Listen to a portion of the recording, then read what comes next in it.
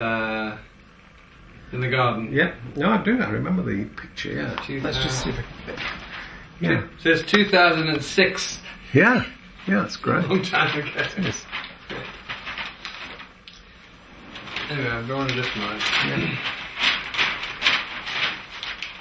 Yeah. Might make sense if you were a bit closer. I was just thinking of how to also get that on the video. Yeah, so you can actually see it. But what I'll do is I'll come closer and then we'll be able to do a close-up of it, I think. Just see. Yeah, if you just, that's it. If you just hold it up and I'll just come in and get the close-up. Okay. Yeah. Right, I'll come over there and we'll have a look. We'll just go through it. Good. Right, let's have a look. Okay. Yeah. Good. So what I've tried to capture on the sheet of paper is everything. Right. So if this is the basic interaction, yeah. Coach and student, and the stuff that I've talked about before are this is the work they do: learning logs, essays, thesis, dissertation, and these are the outcomes that I've developed out of the research so far, which are the fleeting moments case study, the reflexive biography, and most recently the video clips. So these are sort of artifacts. Okay. And what has helped me generate those are some of these ideas here. The idea of the systemic mindset with the different loops, 8 steps you can go through, which I think has clearly influenced the way I've responded to all this material. Okay. So I didn't develop this up front and say I'm now going to respond to this material using these different moves. I discovered by reading through all that material that I was using a whole set of moves, probably 14, 15 moves, which have been influenced by these perspectives. And then most recently, I've got this idea of, can't I find, again, in the material here and in the way people are now talking, some ways of talking which indicate that they've moved on. These sort of 6 or 7, things like reflexivity, resilience, receptiveness, responsiveness, and so on, which I'm still trying to see whether I could use them to read this material and say, look, in the first phase, you were talking about leadership in this way, using this kind of language. Now here in phase 5, you've obviously moved on. You're thinking much more relationally rather than as an individual. So, and I think this material has come from my narrative of my learning, really, over 6-7 years. All these ideas keep popping in. Now, on the other side of this is the formal work. We've got the formal learning environment, e-learning environment, with all the affordances and constraints that approach offers, which I think are an important part. I think this is what that woman at Exeter was saying. Why just focus on this? There's all this other stuff here. Why don't you think about what has helped people learn more about leadership? And obviously coaching is part of it. So I want to have that there. Although this is my focus. And I've got this idea that whatever comes out, whatever I make of this, I will need some sort of validation group, which I think hopefully will be students and other coaches and other invited people. So that stuff was kind of more or less there, and then we had our conversation, and this left-hand side is really trying to address that. So I felt there were a number of things. I've had in my own mind the need, before I get into this, is to talk a bit about the e-learning.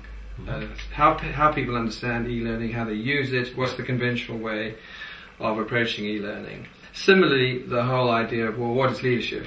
to look at leadership differently, to look at development differently. Okay. There are traditional ways and there are new ways. Yeah. And then, because now I'm looking at coaching particularly, to say, well, how is coaching understood in the normal way? Yeah. So I would see myself as, I call these mainstream bodies of knowledge. Yes. Yeah. I would approach these using what Alverson talks about as a problematization. Mm-hmm. So rather than gap filling, I'm going to say, what are the problems with these approaches? What are the assumptions and values they offer, which I think are problematic? Yeah.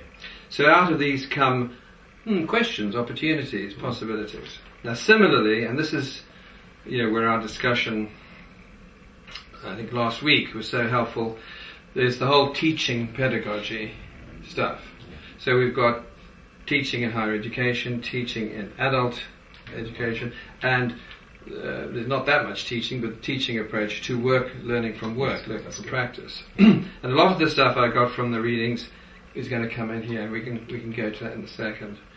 But then down here, I've got research approaches. That's the other contextual bit.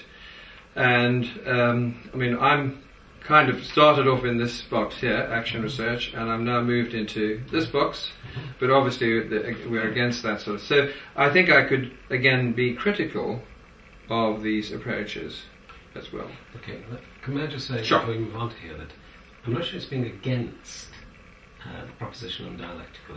It feels to me that it's seeing limitations, but nevertheless, in here you will be drawing on insights. Yes, And I think this does take you further than this can. That's it. Yeah, but I think I need to sketch out, Yeah. as a lot of your students have, the shortcomings. Yes, I agree.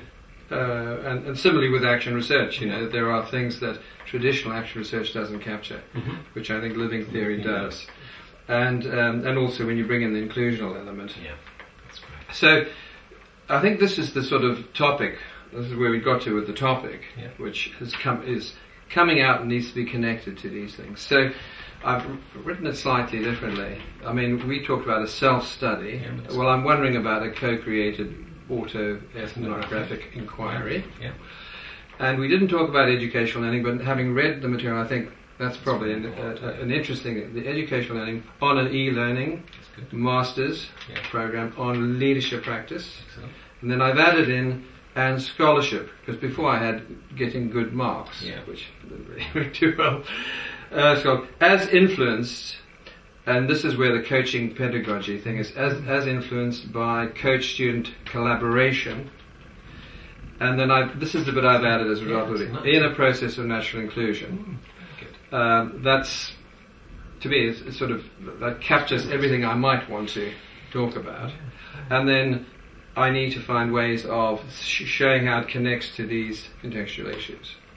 So that's my sort of overall map. And we can talk a bit about the detail which I've come from. So let's see, from the material that you've given me, this is more or less what I've picked up. I think with the conference in September, the idea that people are living in complex ecologies, students, learners, whatever, and we need to deal with that and not just assume they can come, and everything's fine. And so in dealing with these complex ecologies, we have to think of ways in assisting them in the formal and the informal. And for informal here, I'd say work practices. That's a much more informal process of learning. And some of the things in the syllabus, or the whatever you call it, the brochure, that I liked, the idea that there are different norms of participation in the formal and in the informal and in the different kinds of teaching situations. And you have to help people to participate against or despite those norms. There might be no participations. So often, like with this e-learning, there is some potential for participation, but not all that much. And so you've got to say, well, how can I help this person? The Barnett idea that you need to help them deal with super complexity. So how do you do that? You need to think about involving them in situations of epistemological uncertainty and ontological uncertainty, because they're going to have to perform in those conditions. So you don't give them the sense that this is knowledge, just you learn this, you'll be okay. And then they use this word a lot, to helping students recruit resources, ideas, attitudes, which they've got from elsewhere. So, I like, the thing I've been doing, I think, is getting people to recruit what they do well at work and say, apply to this, don't just... But I think every time I think we've talked about it, you've said, well, don't be negative about that. So recruit the things from that side. Definitely. Put them in the thing. So I thought that was a big thing, that, I think they're facing up to the fact that the world is a really complicated place, and you can't just say, we've got the stuff, here it is. You've got to be much more tuned to them. And I think this is Maggie Farron and maybe others. They talk about students having rich resources, which we don't really use, because we don't invite them in, or we don't even value that they've got something to offer. And I think that's absolutely critical, that we do find our teaching, in my sense it'll be in my coaching pedagogy, needs to invite and entice and bring in. Then the other